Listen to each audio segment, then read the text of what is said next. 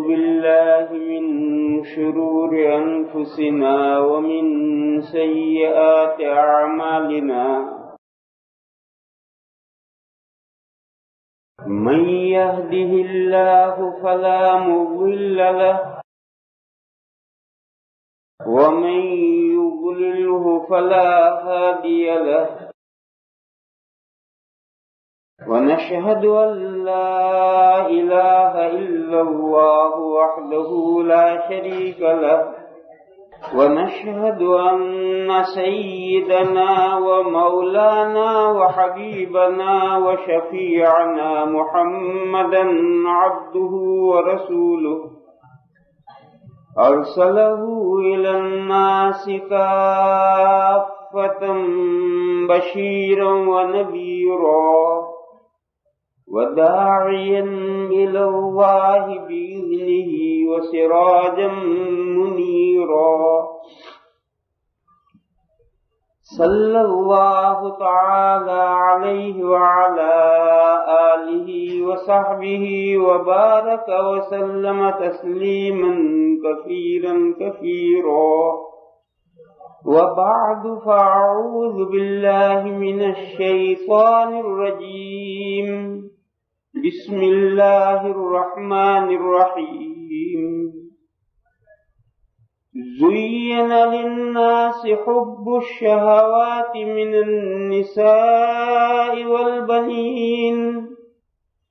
النساء والبنين والقناطير المقنطرة من الذهب والفضة والخيل المسومة والأنعام والحرث ذلك متاع الحياة الدنيا والله عنده حسن المآب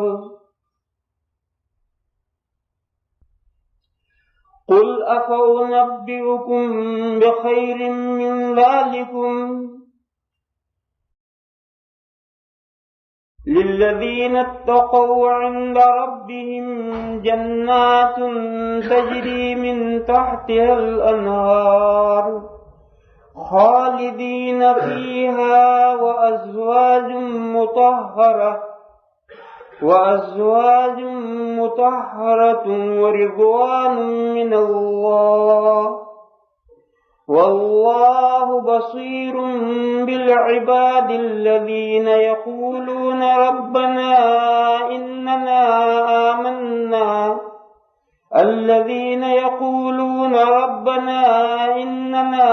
آمنا فاغفر لنا ذنوبنا وقنا عذاب النار الصابرين والصادقين والقانتين والمنفقين والمستغفرين بالأسحار صدق اللہ مولانا العظیم۔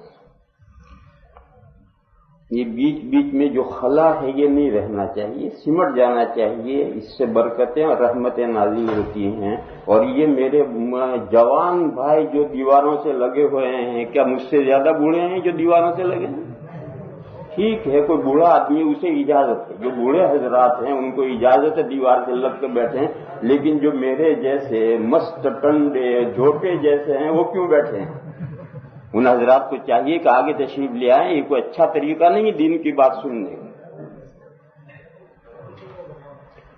جو اتنے معذور جوان ہیں اور اتنے معذور ہیں کہ آگے صحیح نہیں بیٹھ سکتے، وہ اپنا گھر جائیں، یا گھر جا کے چارپائی پر آرام سے لیٹیں۔ اگر ان کو دین کی بات رغبت سے نہیں سننی تو گھر جا کر آرام سے لیٹیں۔ ہر چیز کا ایک طریقہ ہوتا ہے، وہ چیز اسی طریقے سے حاصل کی جائے تو ہی حاصل ہے۔ دین کی بات اگر رغبت سے نہیں سنیں گے، توجہ سے نہیں سنیں گے تو فائدہ کیسے ہو؟ یہ بات سمجھنی چاہیے۔ لا الہ الا اللہ وحدہ لا شریک لہ۔ میرے بھائیو، یہ قرآن کریم کی چند آیات ہیں جو آج کی نماز میں پڑھی گئی ہیں اور بالکل آخری رکعت میں پڑھی گئی۔ ان آیات پاک میں اللہ پاک جل شانہ عم نوالہ نے یہ بیان فرمایا ہے کہ لوگوں کے لیے مزین کی گئی ہیں، خوش نما بنائی گئی ہیں. زین للناس، کیا چیز خوش نما بنائی گئی ہے؟ پسندیدہ باتوں کی محبت. یہ محبت ان کے لیے خوش نما بنائی گئی. حب الشہوات، شہوات پسندیدہ باتیں، دل پسند باتیں، دل پسند باتوں کی محبت لوگوں کے لیے خوش نما بنائی گئی. فار ایگزامپل، دل پسند باتیں کیا ہیں؟ عورتیں، من النساء، بیٹے، صرف اولاد نہیں، بیٹے،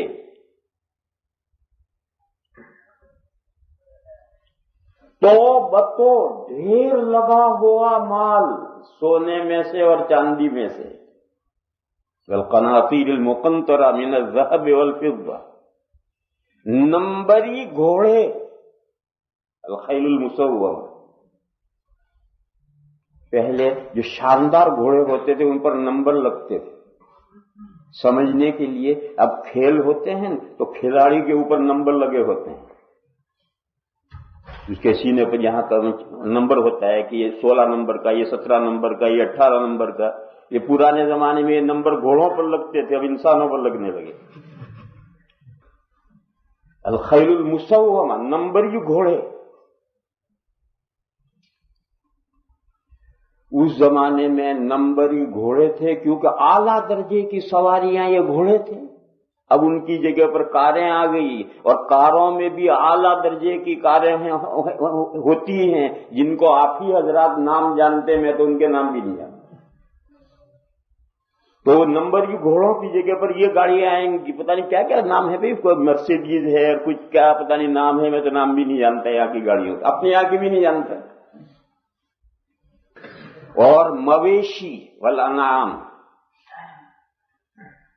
مویشی میں اونٹ ہیں، بکریاں ہیں، گائیں بھینسیں ہیں، یہ سب مویشی میں آئے.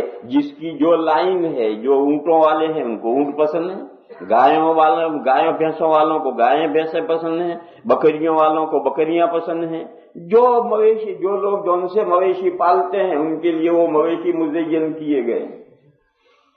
اور کھیتی، جو کسان ہیں ان کے لیے کھیتی مزین کی گئی. یہ مثالیں ہیں فار ایگزامپل. عورتیں، لڑکے، سونے ڈھیر لگا ہوا سونا اور چاندی، نمبری گھوڑے، مویشی، کھیتی، یہ سب تفسیر ہے حب الشہوات کی. دل پسند چیزیں، شہوات کی تفسیر ہے، دل پسند چیزوں کی یہ تفسیر ہے. یہ جو دل پسند چیزیں ہیں لوگوں کی، کسی کو کوئی پسند ہے، دوسرے کو دوسری چیز پسند ہے، تیسری کو تیسری چیز پسند ہے، ان کی محبت لوگوں کے لیے بھلی کی گئی ہے، مزین کی گئی. زُيِّنَ لِلنَّاسِ حُبُّ الشَّهَوَاتِ مِنَ النِّسَاءِ وَالْبَنِينَ وَالْقَنَاطِيرِ الْمُقَنطَرَةِ مِنَ الذَّهَبِ وَالْفِضَّةِ وَالْخَيْلِ الْمُسَوَّمَةِ وَالْأَنْعَامِ وَالْحَرْثِ.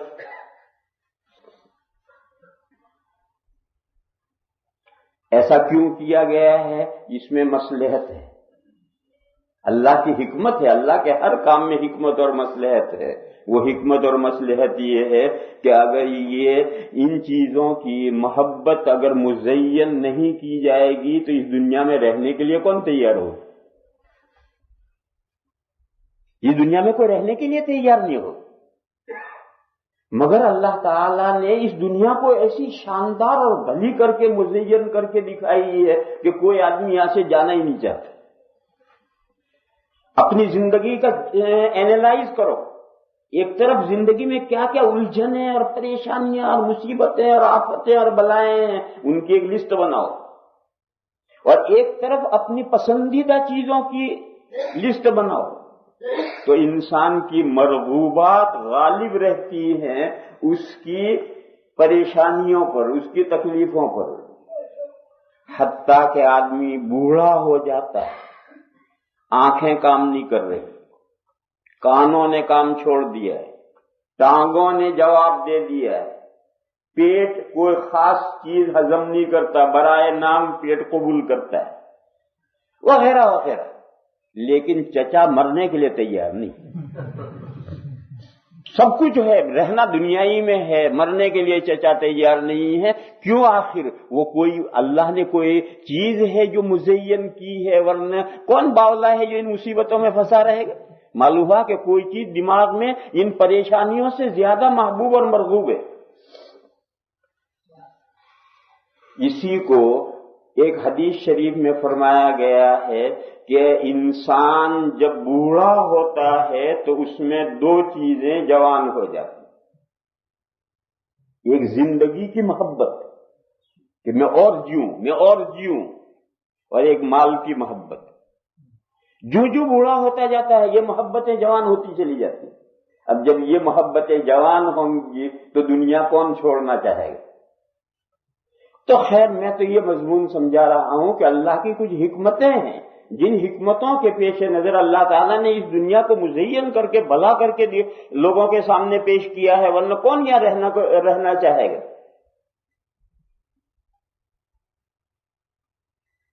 لیکن اللہ تعالیٰ فرماتے ہیں کہ یہ جو بڑی دنیا ہے،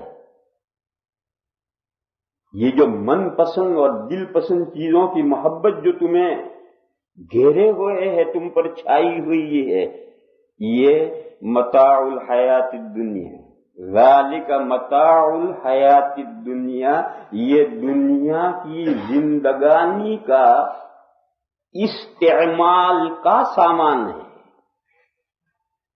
متاع کہتے ہیں عربی میں ایسی چیز کو جسے چند روز استعمال کر کے پھینک دیا جائے، تھوڑی دیر استعمال کر کے پھینک دیا جائے۔ پرانے زمانے میں تو کتابوں میں اس کی مثال یہ دیتے تھے کہ جیسے عورتیں چولہے پر دیگچی پکڑنے کے لیے ایک کپڑا رکھتی ہیں، پرانا کیتھڑا، پرانے کپڑوں میں سے کیتھڑا پھاڑ کر کے چولہے پر رکھ لیتی ہیں، اور وہ ایک دن میں 2 دن میں زیادہ سے زیادہ ہفتے میں وہ میلا چکنا کالا ہو جائے گا تو اسے پھینک دیں گی اور دوسرا کیتھڑا لا کر کے چولہے پر رکھ لیں گے۔ یہ جو کپڑا ہے جو چولہے پر ہے، اس کو اردو میں کہتے ہیں صافی۔ تو پرانی کتابوں میں یہ مثال دی جاتی تھی متاع کی کہ جیسے یہ صافی ہے، یہ چند دن استعمال کی چیز ہے، پھر اسے کوئی دھوبی کیا نہیں بھیجتا اور دھلوا کر کے واپس لا کر دوبارہ استعمال کرنے کی ضرورت دکھ روپے میں پھینک دیا جاتا ہے۔ تو یہ دنیا کی جو چیزیں ہیں جو تمہیں بڑی بھلی معلوم ہو رہی ہیں، یہ تو چند دن برتنے کی چیزیں ہیں، اور اب زمانہ فاسٹ ہو گیا ہے، لہذا اب مثال بھی بدل گئی ہے۔ اب متاع کی مثال ہے آپ کا ٹیشیو، یہ جو آپ کا ٹیشیو ہے یہ متاع ہے، بڑے شاندار ڈبے کے اندر، مزین ڈبے کے اندر بند ہے، بلکہ بازا تو ایسا ڈبا چاندی جیسا ہوتا ہے مزین، اس میں سے ایک سوڑ دے کے نکالا، ناک صاف کیا اور ڈسٹ دی۔ بس اس ٹیشیو کی جتنی حیثیت ہے اتنی حیثیت اس دنیا کی، پوری دنیا کی، کہ تھوڑی دیر استعمال کرنا، اندر سے نکالو، ناک صاف کرو، ہاتھ صاف کرو اور ڈسٹ بن میں۔ تو پہلے تو ایسی مثال تھی جو ہفتہ بھر چلتی تھی، اب تو اللہ کے فضل سے ایسی مثال آ گئی ہے کہ جو 2 منٹ میں ختم، اور بڑی قیمتی اور بڑی قیمت دے کر کے بازار میں سے خرید کر لاتے ہیں، اور ایک ناک صاف کی اور پھینکی۔ تو یہ جو ٹیشیو ہے یہ متاع ہے، جو برتنے کی چیز ہے، جو وقتی طور پر فائدہ اٹھانے کی چیز ہے، جو تھوڑی دیر کے لیے استعمال کی چیز ہے۔ اللہ تعالیٰ ارشاد فرماتے ہیں کہ یہ دنیا کی زیبائشیں جو تمہیں بڑی بھلی معلوم ہوتی ہیں اور ان کی محبت تمہارے پر چھائی ہوئی ہے، اور جن کے پیچھے تم رال ٹپکاتے ہو اور رات دن ایک کرتے ہو، ذالک متاع الحیات الدنیا، یہ دنیا کی زندگی کا تھوڑی دیر کے لیے استعمال کرنے کا سامان ہے یہ دنیا۔ واللہ عندہ حسن المآب، اچھا انجام اللہ ہی کے پاس ہے۔ دنیا میں اچھا انجام نہیں، یہ تو وقتی سامان ہے، اور اچھا انجام مآل کار شاندار حسن المآب یہ اللہ ہی کے پاس ہے۔ لہذا جو دنیا میں رہ گیا وہ تو وہی متاع ہے، ڈسٹ بین میں گیا، اور جو تم نے آگے بھیج دیا اللہ کے یہاں وہی تمہارے لیے بہترین مآل ہے، حسن المآب ہے۔ ایک حدیث شریف میں حضور اکرم صلی اللہ تعالی علیہ وسلم نے ارشاد فرمایا کہ یقول الانسان مالی مالی وما لہ من مالہ الا من ثلاث، انسان زندگی بھر ہائے مال ہائے مال ہائے مال، میرا مال میرا مال میرا مال کرتا رہتا ہے۔ حضور نے فرمایا کہ اس کا مال تو صرف 3 مال ہے، صرف 3 مال آدمی کے، کھایا ہضم ہو گیا ہمارا مال ہے، اور اگر کھایا اور پیٹ میں ہضم نہیں ہوا تو ہمارا مال نہیں۔ لوٹا لے کر بھاگتے بھاگتے تھک گئے، وہ ہمارا مال کہاں ہوا؟ وہ تو ہمارے کھایا پیٹ میں جا کر ہمارے جسم کو فائدہ پہنچانے کے بجائے نقصان پہنچایا۔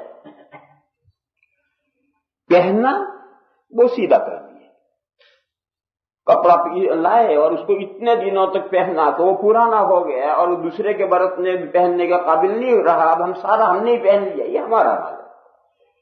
اکل فافنا، کھایا اور ختم کر دیا۔ لبس فابلا، پہنا اور پرانا کر دیا، وہ سیدھا کیا۔ اور تصدق فاقنا، خیرات کی اور اسے اللہ کے یہاں بیلنس بنا لیا، ذخیرہ کر لیے۔ یہ 3 مال تمہارے ہیں، جو تم نے کھا لیا اور ختم ہو گیا وہ تمہارا ہے، جو تم نے پہن لیا اور پرانا کر دیا وہ تمہارا ہے، اور جو تم نے خرچ کیا اللہ کے راستے میں اور خرچ کر کے آخرت میں اپنے لیے جمع کر لیا وہ تمہارا ہے۔ وما سوا ذالک فہو تارک لغیرہ، ان 3 کے علاوہ جو مال ہے وہ دوسروں کے لیے چھوڑ کر دنیا سے چل دینا ہے۔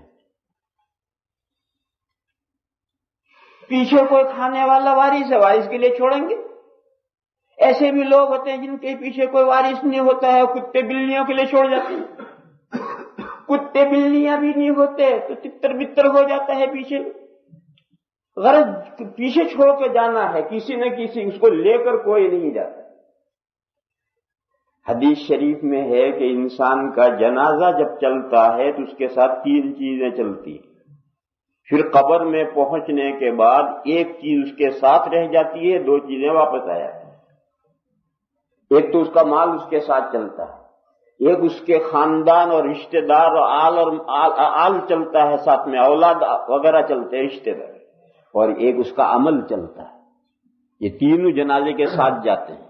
قبر میں دفن کرنے کے بعد عمل تو وہی رہ جاتا ہے، اور اولاد بھی گھر چلی آئی اور مال بھی گھر چلی آئی، حتیٰ کہ وہ چارپائی بھی واپس آ گئی، جی چارپائی وہ میت کو لے گئے، کہ بیچارے کے لیے ایک چارپائی چھوڑ دو، کبھی اس پر لیٹے گا بیٹھے گا نہیں، وہ چارپائی بھی نہیں چھوڑتے، وہ بھی گھر لے آئے، اور سارے رشتہ دار بھی گھر آ گئے اور عمل اس کا اس کے ساتھ وہیں رہے۔ تو میرے بھائیوں، جو آگے بھیج دیا گیا ہے، اگر برا عمل بھیجا ہے اللہ کی پناہ، اور اگر اچھا عمل آگے بھیجا ہے، کسی لائن کا اچھا عمل ہو، وہی حسن المآب ہے۔ وہ چند دن کا استعمال کا سامان نہیں ہے، وہ ہمیشہ کے لیے استعمال کا سامان ہے۔ دنیا میں تو جو سامان ہے وہ تو متاع الحیات دنیا ہے، چند دن میں چند تھوڑے وقت میں ختم۔ وہ جو آگے بھیج دیا گیا ہے اپنا عمل اور وہاں بیلنس ہو گیا ہے، وہ صلہ تا ابد پانا ہے، وہ چند دن کے برتنے کا سامان نہیں ہے۔ اسی لیے اللہ تعالی نے اعمال کا اجر اس دنیا میں نہیں رکھا، آخرت میں رکھا۔ اس دنیا میں اعمال کا اجر دیا جائے تو انسان گھاٹے میں رہے گا، مومن گھاٹے میں رہے گا۔ ایک آدمی نے 15 سال کی عمر میں نماز پڑھی، اس کی نماز کا بدلہ اسی دنیا میں دے دیا جائے تو کتنے دن استعمال کرے گا؟ وہ 60 سال کا ہوا، 70 سال کا، 80 سال کا، 90 سال کا، 100 سال کا، مرے گا تو صحیح، تو اس نے 85 سال اپنے نماز کا ثواب استعمال کیا اور 85 سال کے بعد تو وہ چلا گیا، تو کوئی 50 نماز کا ثواب کوئی 85 سال ملا، اور جو نماز مرنے سے ایک دن پہلے پڑھی اس کا ثواب اگر اجر اس دنیا میں دے دیا جائے تو ایک ہی دن وہ اجر استعمال کرے گا اور پھر دنیا سے چل دے گا۔ اس لیے اللہ تعالیٰ نے اعمال کا اجر اس دنیا میں رکھا ہی نہیں ہے، تمام اجر جو ہیں آخرت میں رکھے ہیں، کیونکہ آخرت میں وہ اجر مل گیا، اب اسے تا ابد ہمیشہ ہمیشہ استعمال کرنا ہے، اب وہ اجر کبھی ختم نہیں ہونا۔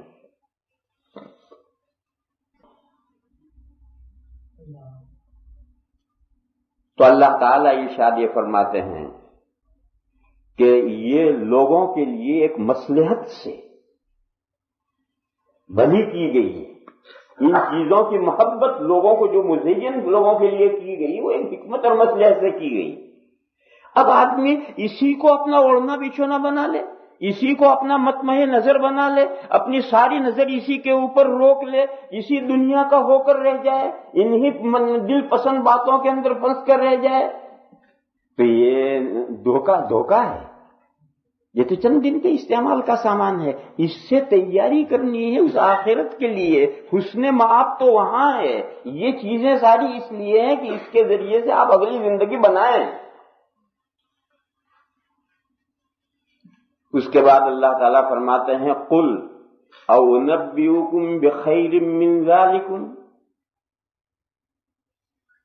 آپ کہیے، پوچھیے لوگوں سے، کہیے لوگوں سے، کیا بتلاؤں میں تمہیں ان چیزوں سے بہتر؟ یہ دنیا کا چند روز کا سامان ہے جو تمہیں بڑا بھلا لگتا ہے، بڑا پسند آتا ہے، میں اس سے خیر اور بہتر چیز بتاؤں؟ قل او انبئکم من خیر من ذالکم، ان سے بہتر وہ باغات ہیں جو نیک مسلمانوں کو اللہ کے یہاں پہنچ کر ملیں گے، للذین اتقوا، ان لوگوں کے لیے جو پرہیزگار ہوئے ہیں۔ پرہیزگار کس کو کہتے ہیں؟ نیک مومن۔ نیک مومن یہ تو فقط مومن نہیں، وہ پرہیزگار نہیں، نیک مومن تو بدکار بھی ہو سکتا ہے، مومن تو بدکار گنہگار بھی ہو سکتا ہے، لیکن نیک مومن اور متقی اور پرہیزگار یہ لفظ جو ہیں مترادف ہیں، چاہے نیک مومن کہہ لو چاہے متقی اور پرہیزگار کہہ لو۔ متقی اور پرہیزگار کس کو کہتے ہیں؟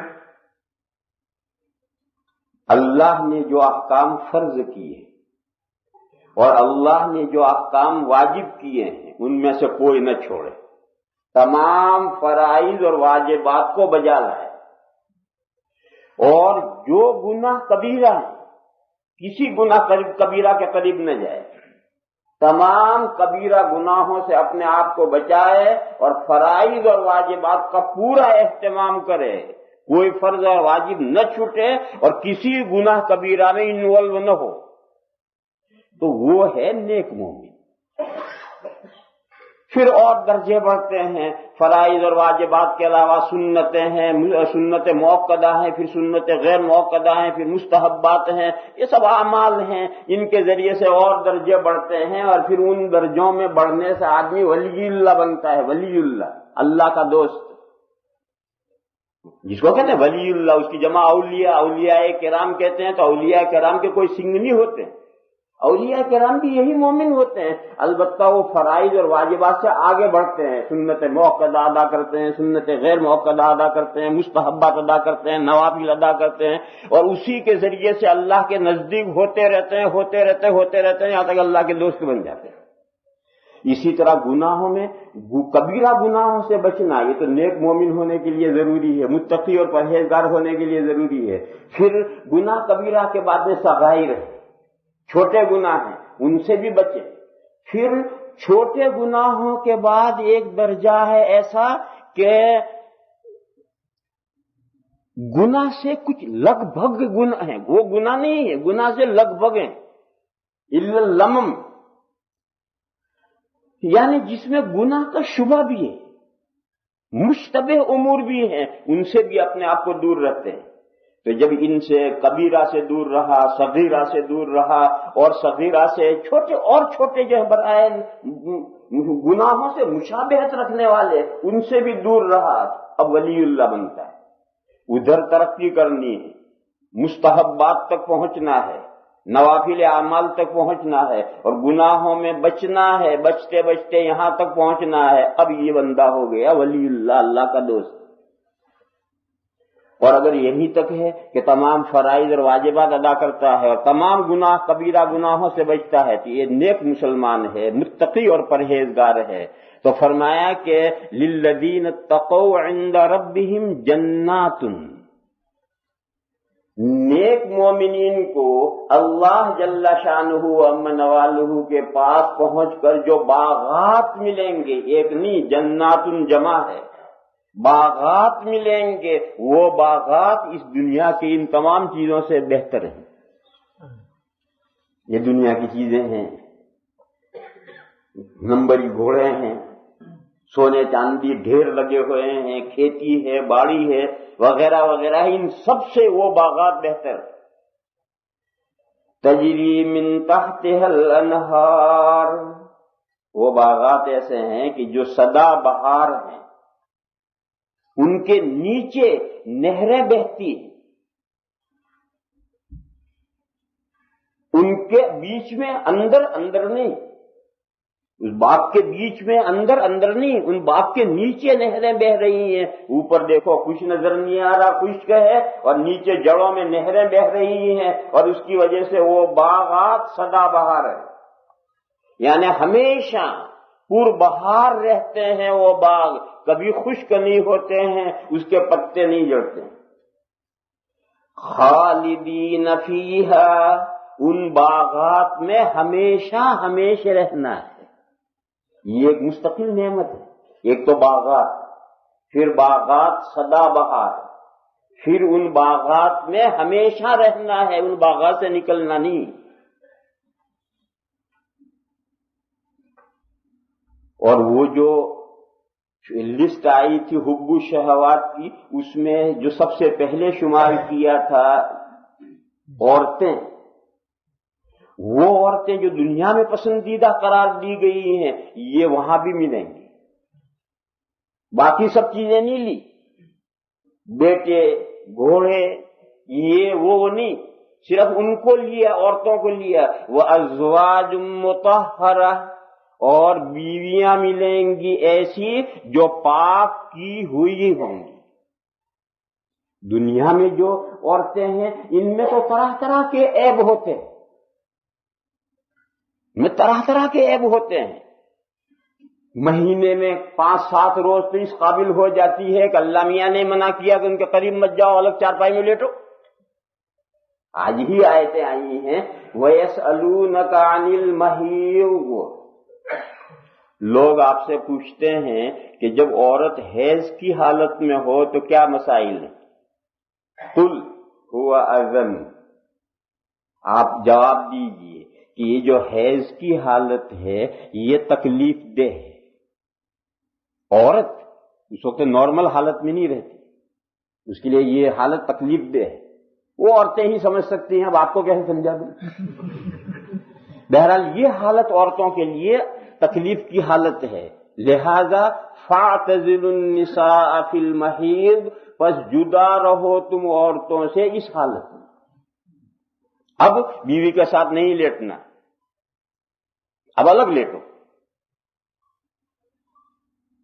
صرف فَاعْتَزِلُوا نہیں کہا، یہ پھر اور تاکید کی وَلَا تَقْرَبُوهُنَّ، اور ان کے نزدیک بھی مت جاؤ، حَتَّى يَطْهُرْنَ، یہاں تک کہ وہ پاک ہو جائے۔ تو ڈبل کیا کہ فَاعْتَزِلُوا النِّسَاءَ فِي الْمَحِيضِ، اس حیض کی حالت میں عورتوں سے جدا رہو، وَلَا تَقْرَبُوهُنَّ، اور ان کے نزدیک بھی مت جاؤ یہاں تک کہ وہ پاک ہو۔ کیوں؟ یہ حالت جو ہے تم تو اپنی اصلی حالت میں ہو، تم اپنی اصلی حالت میں، اور ان کو ایسی حالت ہے جس حالت میں انہیں چھیڑنا ان کے لیے تکلیف کا باعث ہے۔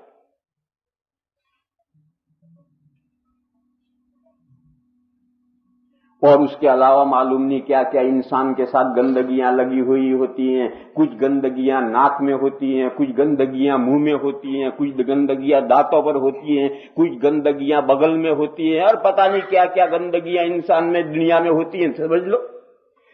لیکن جنت میں جو ازواج ملیں گی، چاہے یہ دنیا والی ملیں، چاہے جنت کی الگ مخلوق میں بیویاں بن کر کے دی جائیں، وہ مطہرہ ہوں گی. اللہ تعالی نے ان کو پاک صاف کر رکھا ہے.